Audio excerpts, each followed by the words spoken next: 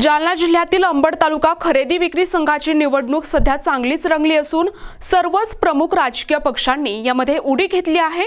या निवडणुकीसाठी विविध पक्षांकडून उमेदवारी अर्ज दाखल करण्याची तयारी सुरू आहे। अंबड खरेदी विक्री संघाची निवडणूक बिनविरोध होईल अशी सुरुवातीची चर्चा आता थांबली आहे। उमेदवारी अर्ज भरण्याची अंतिम तारीख 21 असल्यामुळे सर्व उमेदवार आणि त्यांचे नेते तयारीला लागले आहेत। त्यामुळे मतदारांची पळवापळवी सुरू झाल्याची चर्चा तालुक्यात जोरदार सुरू आहे।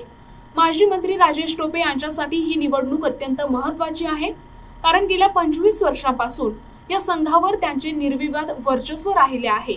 दुसरीकडे भाजप जिल्हाध्यक्ष आणि आमदार नारायण कुचे यांनी काहीही झाले तरी सत्ता भाजपचीच आणणार असा निर्धार व्यक्त केलाय।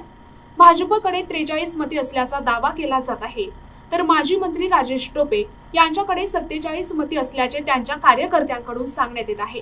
याशिवाय सतीश घाडगे पाटील यांच्याकडे 10 तर घनसावंगीचे आमदार हिकमत उडान यांच्याकडेही काही मते असल्याचा दावा करण्यात येतोय।